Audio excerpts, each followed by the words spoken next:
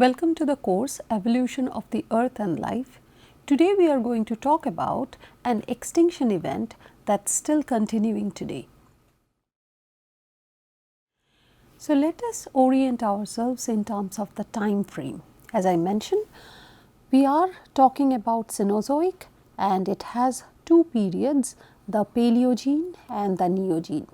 Now, after Neogene, we have a period called Quaternary. It is one of the most recent periods, and the transition from Neogene to Quaternary is what is called Pliocene and Pleistocene. And we started to see an extinction event towards the end of Pleistocene and which continues till today. And we are going to learn about the first phase of it and which are the groups which went extinct.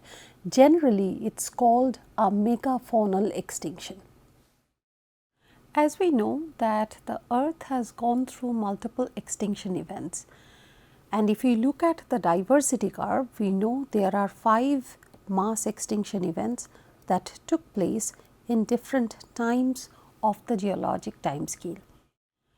But did it end at KPG extinction? And we are going to see today that there is a major extinction wave that started around Quaternary and then continues today. Now, when we think about the extinctions, there are two different types of extinction. Mass extinctions are those catastrophic events where more than 5 families go extinct in a million year, and that is a quite high rate. More importantly, we also do not find any selectivity of extinction in mass extinctions. The groups which are very diverse just before the extinction boundary, they might get extinct in mass extinction. In contrast, there can be events which are background extinctions. The background extinctions are extinctions which are always going on. Some species or some families are always going extinct, and generally the rate is 2 to 5 families per million year, and that is a general low rate. And if we look at the extinction rates, we know that the background extinction is actually coming down as we are progressing towards a more recent age, but the mass extinctions do not have such a decline in terms of their rate. Now, if we look at the relatively recent events of extinction, exactly where do they fall? Do they fall under this background extinction criteria, or do they actually represent a mass extinction? So, that is what we are going to understand today.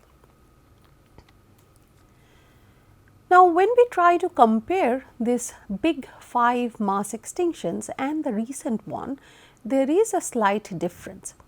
So, if we think about the big mass extinctions, the big 5, there was no overlap between big 5 and human race. Our species originated around 200,000 years ago, and in last 15,000 years, the earth has experienced close to 900 events of extinction. And therefore, the calculated extinction rate is close to 140,000 species per year, which is a very high number. However, we are observing it only for last 15,000 years, whereas any of these big 5, the minimum duration over which it has been observed is close to a million year, or in most of the cases more than 1 million years. And therefore, whether they can be comparable in terms of rate is a question that is hard to answer. Today, we are going to talk about the 2 phases of this recent extinction. One phase is an extinction which primarily affected the Pleistocene megafauna, and we are going to see that in this class. And the other one is a more recent extinction which we will discuss later. Today's focus is going to be on the Pleistocene megafauna and their disappearance. So, around 15,000 years ago, which falls into the Pleistocene epoch, we started seeing disappearance of certain types of animal. So, Pleistocene was a time of quite cold climate and expansion of the ice sheet, and it covered a substantial amount of the northern hemisphere, and there were a variety of animals which were adapted to it. And what we observe are that certain types of animals, mostly the mega mammals which weigh more than 40 kilos, they went extinct. This is also a time of major climatic shift. This is also a time when there was human migration across the whole world. Modern human species colonized Eurasia, America, Australia and many other islands. And now the question is, what caused the extinction? Was it the climate or was it the human expansion, or are these two things related? Now, let us look at some of the victims which went extinct around this time. Just for a reference, I am saying that Pleistocene was a cold time and many of the animals which were living around this time were cold adapted. So, if we look at this artist's reconstruction, we will find animals which we really do not see today. For example, you will see these large elephant-like organisms, but they have a very thick coat of fur on their body. We will also see the rhino-like organism, but again it has a thick furry coat on top of it. We also have different types of horses all around the world. We have different kinds of tigers and lions, and some of them show slightly different characters than what we see today. So, if we have to summarize, this particular extinction accounted for 103 genera and it went extinct out of 186 genera, and we are primarily talking about the mega mammals. So, out of 186 mammal genera, 103 genera went extinct, which is an enormously high rate. Some of the very important component or some of the very important victims of this extinction include saber-toothed tiger. These were really large tigers which are abundant in different parts of the world, including the Americas and the Europe, and it has this very large canine, and therefore, it was named saber-toothed tiger. Another example of animal which went extinct during this time, which was quite abundant in the northern hemisphere, was this woolly rhino.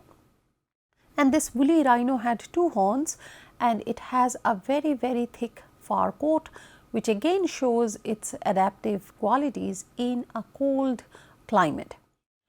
Now, it was there in various parts of the world, which is clear from some of the cave paintings by early humans, where you will see these woolly rhinos, and this particular picture came from France, a cave from France, which also shows that they were abundant in Europe during this time.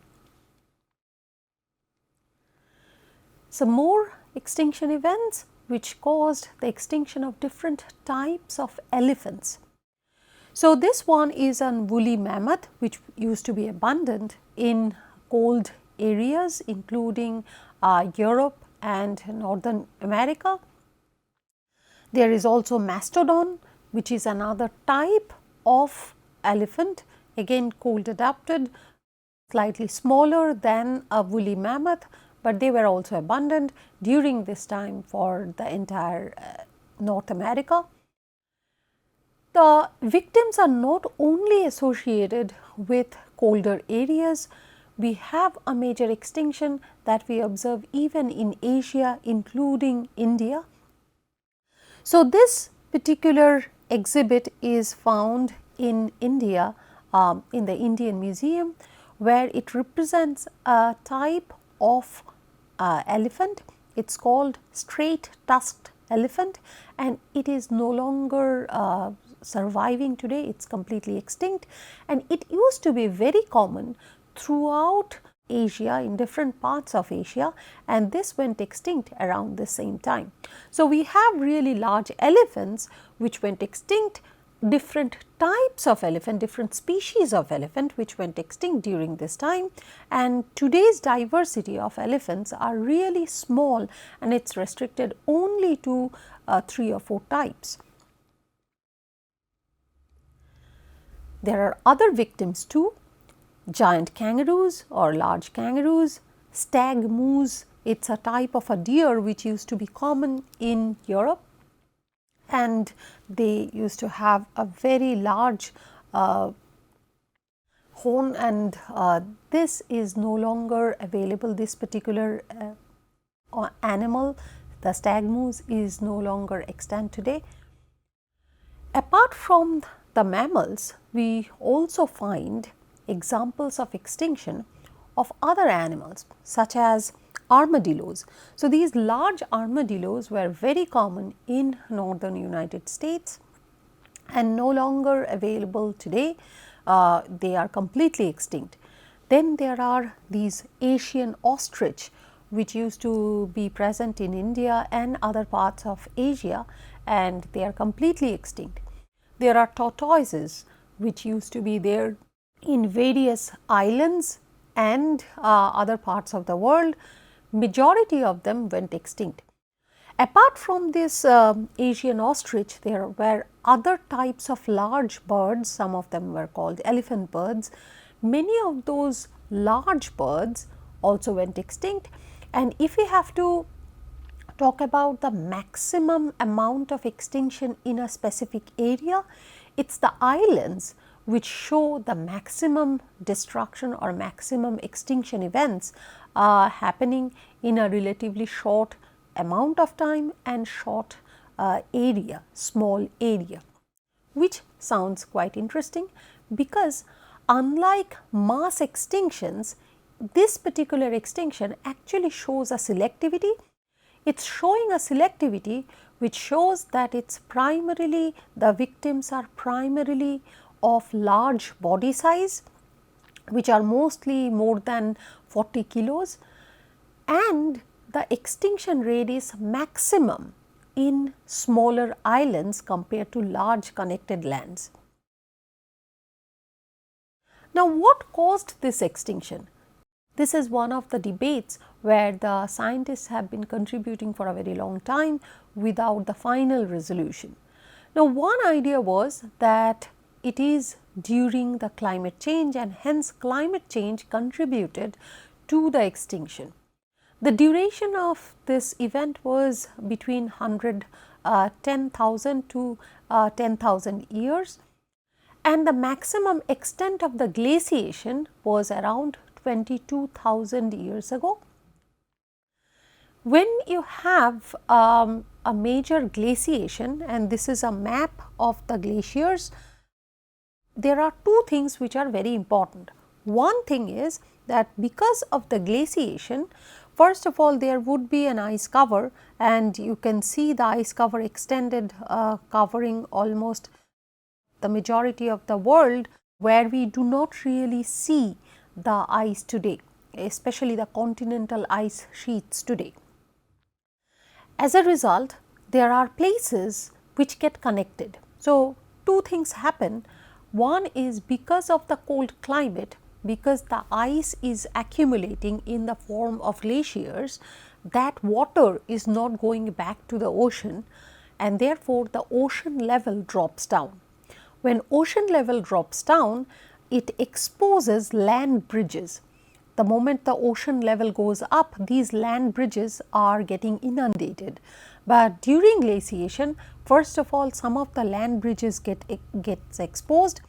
Most importantly, on top of those exposed land bridges, if you have ice cover, then it is fairly easy to go from one land to the other land through these exposed land bridges, which are often covered by ice, and therefore making it a stable platform. And this in some way aided the movement of organisms. But another very important aspect of climate change and how it affects the organisms is through the change in vegetation. So, during glaciation, precipitation drops, and as precipitation drops, the overall vegetation cover affects. In normal times, when there is no glaciation, wherever you have the wooded forest, they will suffer because of the lack of precipitation during glaciation. As a result, it is often going to convert to more open grasslands, and then the organisms which were more adapted to live in wooded forests or thick canopy of forests, they suffer because these grasslands become more extensive. Not only the grasslands, which kind of type of bush or shrub can survive in cold climate versus a warm climate also depends on the adaptability of the plants. And if an organism is always adapted to eat a certain type of bush or shrub, change of glaciation or change in climate can affect their food source. So, change in climate can really severely impact what kind of organism is going to be there and whether their food is guaranteed or not. But the issue is that to link this climate change with the extinction event is slightly difficult, primarily because the duration is sort of fixed, and once the duration is fixed, then you would expect all the extinctions to fall around the same time. So, the maximum extent of glaciation was 22,000 years ago, and then we expect to see the major extinction event around this time all over the world, but that is not the case. Now, the other option or the other alternative that people proposed is something to do with the human existence. And this was proposed by Paul Martin, where he proposed that it was basically an overkill hypothesis. We know that according to the out of Africa hypothesis, that Homo sapiens migrated from Africa around 125,000 years ago, and originally they were primarily restricted to this region, but then they started to move all over the world at different times, and it is important to look at the times. So, if we look at the Africa, that is where the oldest remains of Homo sapiens appear, but then if we track the times, we will find that around 40,000 years ago they reached Europe, 100,000 years ago they reached the Arabian Peninsula and some parts. Now, the reason why this is earlier and this is later is because this is closer in terms of the migration path, and one has to go from here to the European part, and that is why it took some time, and only 40,000 years ago we started finding the remains of Homo sapiens from Europe. Whereas, if we look at the Arabian Peninsula and these parts of the world, we have records which dates back 100,000 years ago. From here, coming to places like India again took some time, and therefore, the record is between India and this part differs in time. The Indian record or the Asian record in general shows a timing of 70,000 years, whereas around this one we have 100,000 years ago. The areas in the north, in China and parts of Russia, they show records which show a much younger time, which is 25,000 years. So, it took more time to basically cross the barrier of the mountains and reach these regions. Things are very, very young when we look at the islands. So, we find this record around 70,000 years ago, but when we look at Australia, it shows a very young record, it is 50,000 years. So, basically it took this population to move from here to reach Australia almost close to 20,000 years before they could reach this relatively isolated island. And the way they reached is through connecting land bridges, and these land bridges are often showing evidence of these movements. Now, even farther south, if we look at New Zealand and other places, we find even younger times, because it actually requires navigation and building of boats before one can actually go to far islands like this. So, this shows 1500 years ago. Madagascar also shows 1500 years ago. Farthest islands, they also show 30,000 years ago. So, generally islands are difficult to navigate to and difficult to reach, and therefore, their records are much younger. The case of this particular continent is also very different, because this continent in some extent was completely isolated. The American continent was completely isolated from African continent and Eurasian continent.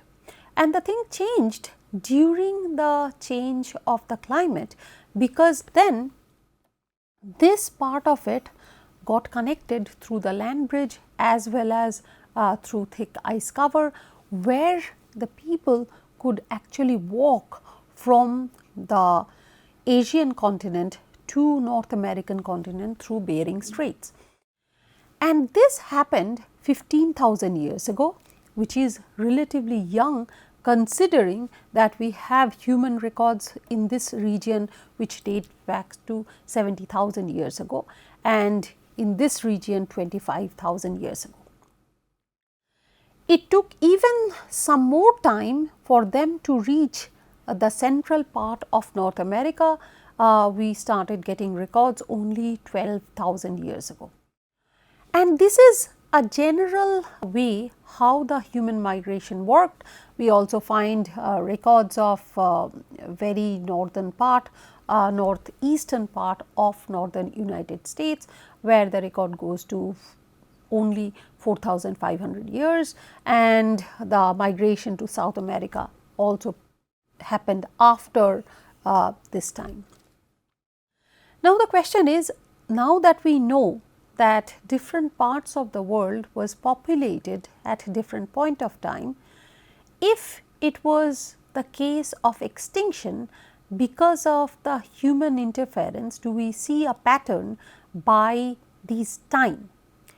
And this is one of the questions that many people started pursuing, because the idea was that many of the endemic population of species of animals were invaded by these expanding human groups, and what was the effect of these extremely skilled predators which can hunt in groups.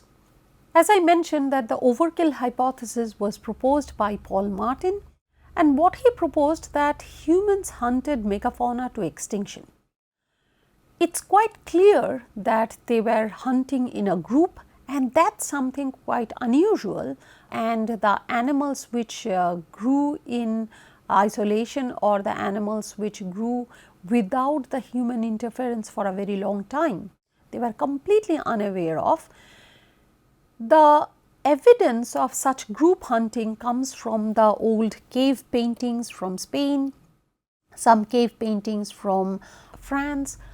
Everywhere it is showing that a large group of animals are being hunted, or a single large animal like mammoth is being hunted by number of human beings with tools.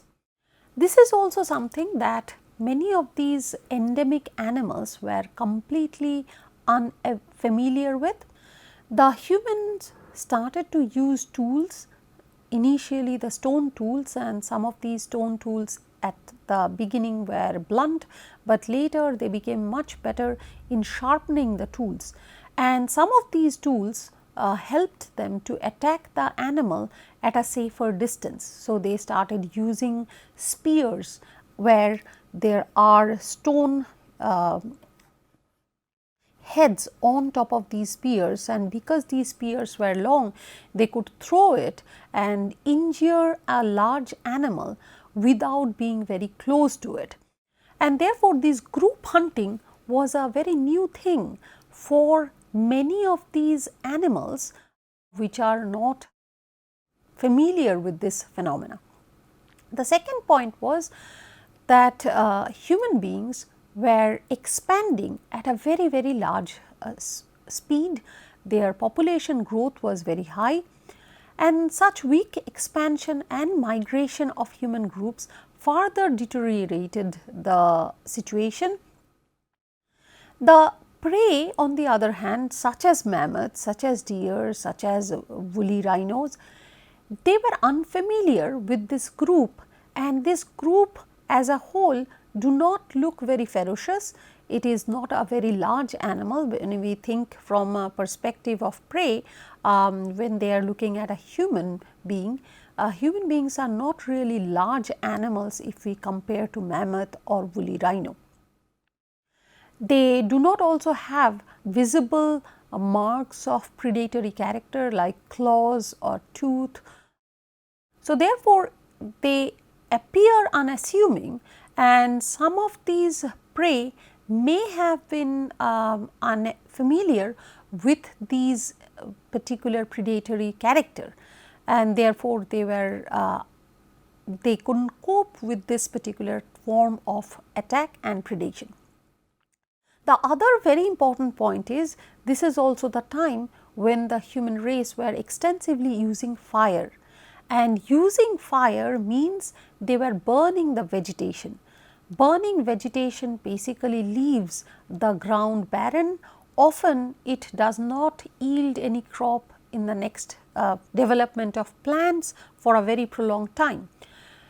Now, these kind of animals such as large deers, woolly rhinos, elephants, all of them are herbivorous, and if you completely destroy the forest and destroy their grazing ground, then they will suffer from the lack of available food. So, that also contributed to the overall decline of these large groups. These large groups typically have less number of offsprings in one grow, and their gestation periods are longer, and therefore, if you restrict the food and if you are killing some individuals, the impact of it on a group becomes terrible, especially for large organisms. One of the idea that why large organisms went extinct was the fact that large animals were being hunted specifically by human beings because they can provide a large amount of food to this group. On the other hand, if they were going for a medium sized organism or a small organism, the group hunting may still be successful, but the benefit out of it is very low, and therefore, it makes more sense to go after the large animals. That is one point, and the second point is that even if the human hunters were going after the large as well as small prey, it is only the large prey which is going to be extremely poorly affected because of their smaller number of group size, smaller number of offsprings, and their dependence on the group activity. So, all of these probably contributed to the killing and final extinction of this large group. So, all of them have the same thing common between them, not only the mammals, it is also the birds, it is also the tortoises, it is also all kinds of organisms, reptiles, everything is showing a very large size that went extinct. In the same group, the large size went extinct, but there are other animals of the same group which are of the small size, they did not go extinct. So, finally, it's a time to look at the timing of these extinctions. If we look at the timing of the extinctions, we find a very interesting pattern. So, this is the extinction plotted here, where the time goes in here, and this is the most recent time and this is the oldest time. And how many percent of the large mammals survived at a given point of time is represented by this green part. So, basically if we look at this part, the entire thing is there. So, 100% of it is there. If we look at this particular part, the 100% starts somewhere here. So, that means 100,000 years ago we find the largest number of large mammals around this time, around this place, and these different parts of the world. So, the first one is Africa, the second one is Australia, the third one is North America, and the fourth one is Madagascar. So, at 100,000 years ago in Madagascar, they have a very high diversity of large mammal species, and this is the 100%. And this 100% continues till 10,000 years ago, till 1000 years ago, but then it starts to decline. And today it is only close to 10% of the original diversity of large mammal species that was there in Madagascar. Now, if we look at all these drops, this is when the drop happened in Madagascar, this is when the drop happened in North America, this is when the drop happened in Australia, this is the relatively small drop that happened in Africa. It is interesting that these drops are not of the same time. In fact, the time differs significantly because this scale is a logarithmic scale. So, what we are saying is the African drop happened before 100,000 years ago, and when we look at Australia and North America, those drops happened sometime around 10,000 years ago, and when we look at Madagascar, it happened only maybe 500 years ago. So, the timings of when these extinction events were occurring are quite different. The other thing that is important to notice here is always these drops marked in red are happening after you see this black arrow. Now, what are these black arrows? These black arrows are independent evidence of human settlement in these places. As I mentioned, that human settlements in all over the globe did not happen at the same time. Homo sapiens started to migrate from Africa at a different point of time and settled in different parts of the world. So, in Africa, this happened the most quickly, where the Homo sapiens basically appeared. Now, if you look at this one, Africa shows a very early settlement of human beings. And when you have this settlement, after that you started seeing this drop. When we look at Australia, the human settlement happened much later and the red drop happened after that. When we look at North America, the human settlement happened much later than that. Remember, this was close to 50,000 and this is close to 12,000, and the red line is always after this black line. In Madagascar, it is close to 1500 years ago, and after that this drop happens. So, one of the argument was that we have these extinctions right after the human settlement started, and therefore, humans are contributing in terms of their extinction. If it was because of the climate only, then you would have expected these declines to happen at the same time. More importantly, you would have expected these declines to have a seasonal and spatial signature. So, for example, there is Australia, which is not really a very cold area, there is Madagascar, which is more or less a tropical area, and there the change in the climate might not be affecting it in terms of bringing the temperature down. There can be indirect effects, but only because of the temperature it could not have been possible to wipe out the groups. The other point of extreme cold wiping out the groups is not really valid, because all of these organisms are cold adapted, and once an organism is cold adapted, it is going to survive better if the climate actually becomes colder, but they are not, they actually went extinct, which also says it is not really a direct effect of climate. There could be indirect effect of climate by changing the vegetation, by changing the precipitation, but not a direct effect. But this particular pattern, where after human entrance and human settlement appears in a continent, we start seeing a major extinction, supports the idea of overkill hypothesis. The extinction did not occur in the same time, it coincided with human arrival, and large mammals and ground living birds were affected the most. These were also the most lucrative prey to hunt. Large mammals and ground living birds are also very vulnerable because they have less number of offsprings. Ground living birds often lay their eggs on the ground, which are easily destructible, and therefore, they were affected more.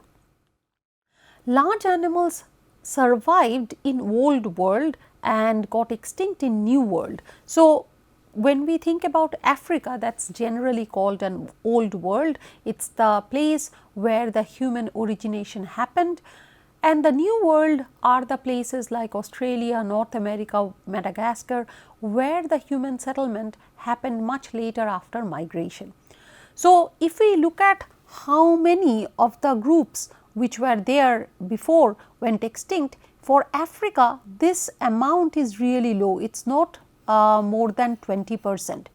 Whereas, when we look at Australia, it is close to 80%, when we look at North America, it is close to 80%, when we look at Madagascar, it is probably close to 90%. So, this major decline in diversity in New World also tells us that somehow the animals in the New World were more unfamiliar and more vulnerable to the attacks of humans, whereas in Africa, probably because they grew up and they coexisted in the same ecosystem with human beings for a longer time, the large animals in Africa were already co-evolving and therefore not affected by the human behavior so much. And this also brings us to the point that now which hypothesis is absolutely correct. Now, this is far from over, this debate is far from over because of the great variability of extinction signature between regions and the taxonomic group. So, we have a variety of groups which went extinct in a particular area, but not extinct in other places. There is also quite a bit of controversy in terms of the extinction signature, because it is based on the fossil record and not all the areas have the same kind of preservation potential. But it is clear that something started to change around it, probably climate affected the precipitation and thereby vegetation, but human settlement definitely impacted them either by direct hunting or by habitat destruction, by clearing out the forests and clearing out the grassland, which were primary areas to survive for these large animals. So, in today's class, we learned about an extinction event which started towards the end of Pleistocene and continued throughout Quaternary. We learned that mostly the large mammals were the victims of this extinction. These mammals were plenty during the time of Pleistocene, which was a cold time. It was a time of large glaciation. These animals were cold adapted. So, effect of just temperature drop did not make them go extinct. The climate change probably changed the precipitation and therefore impacting the forest cover and type of vegetation, eventually impacting the ecological structure of these animals. There is also another hypothesis of overkill, which argues that it is the direct hunting of large human groups which made them go extinct. We think that considering that majority of these extinctions are not coinciding in time and they always appear after the human settlement record, it strongly favors a hypothesis which argues that it is the climate change which probably impacted the overall vegetation pattern, but it is the human settlement and human hunting and human use of the vegetation and forest which finally deteriorated the food supply of these large organisms, that along with direct hunting finally led them to extinction. Here are some of the materials that I used for making the slides, and here is a question for you to think about. Thank you.